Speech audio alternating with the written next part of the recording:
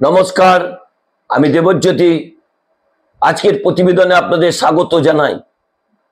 গতকাল রাত্রে আমি একটি শর্টস আপনাদের জন্য আপলোড করেছিলাম, যা ভারতবর্ষের সংবাদ মাধ্যমে অত্যন্ত গুরুত্বপূর্ণ। পশ্চিমবাংলার বাংলা টেলিভিশন যখন বিভিন্ন শো করছেন, কেউ ঘণ্টাখানেক করছেন, কেউ সোজা কথা বলছেন, তখনই আমার এই স্বাধীন সংবাদ মাধ্যমে যে খবরটি ব্রেকিং হিসেবে সামনে এসেছিল, জগদীপ ধনখড় উপরাষ্ট্রপতি পদে পদত্যাগ করেছেন, সেই খবর কিন্তু গতকাল রাত থেকে সংবাদ মাধ্যমে আবারও প্রচারিত হচ্ছে। কেন্দ্রীয় রাজনীতিতে বড়সড় কি গোল বেঁধে গেল ভারতীয় জনতা পার্টির অভ্যন্তরে? কেন হঠাৎ পদত্যাগ করলেন?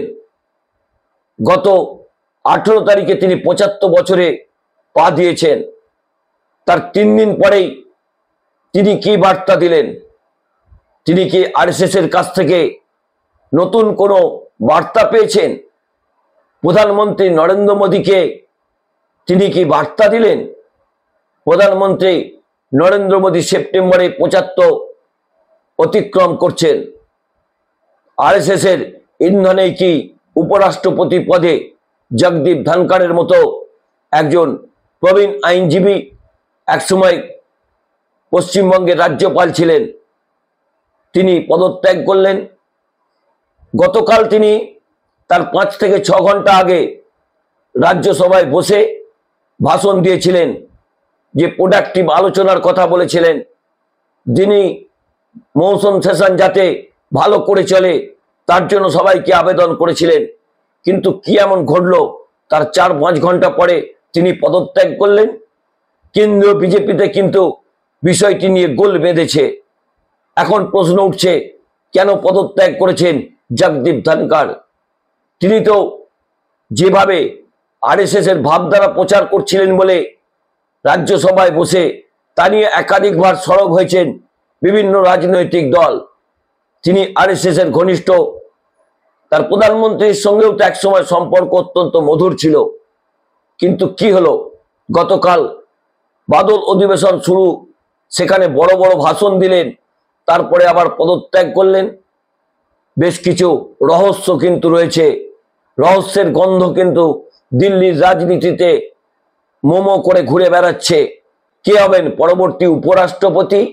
বেশ কয়েকটি নাম শোনা যাচ্ছে। শশী থারুরের নাম শোনা যাচ্ছে, শোনা যাচ্ছে নীতিশ কুমারের নাম, শোনা যাচ্ছে জেপি নাড্ডার নাম। কে হবেন পরবর্তী উপরাষ্ট্রপতি? সেটাও যেমন জল্পনার বিষয়। কেন হঠাৎ করে এই জগদীপ ধনখড় সাহেব পদত্যাগ করলেন, সেটা নিয়েও কিন্তু জল্পনা শুরু হয়েছে। তাহলে কি প্রধানমন্ত্রী সেপ্টেম্বরে তিনি 75 অতিক্রম করছেন, তাকে কি বার্তা দিলেন? তাকেই কি পদত্যাগের কথা অলিখিতভাবে জানিয়ে দিলেন? সেই প্রশ্নও কিন্তু দিল্লির আকাশে বাতাসে ঘুরে বেড়াচ্ছে। তবে এই জল্পনার অবসান একমাত্র এই জগদীপ ধনখড় সাহেব বলতে পারেন, আরএসএস প্রধান বলতে পারেন, বিজেপির কেন্দ্রীয় নেতৃত্ব বলতে পারেন। কিন্তু সবাই মুখ বন্ধ করেছেন। যে মানুষটি রাজ্যসভায় বসে 4-5 ঘন্টা আগে বড় বড় বক্তব্য রাখলেন, তিনি তার 4-5 ঘন্টা পরে হঠাৎ করে তিনি পদত্যাগ করলেন, করে তিনি ইতিহাসের পাতায় চলে গেলেন। কেন এরকম সিদ্ধান্ত তিনি নিলেন, তা নিয়েই যথেষ্ট জল্পনা কল্পনা কিন্তু কেন্দ্রীয় বিজেপির মধ্যেও শুরু হচ্ছে।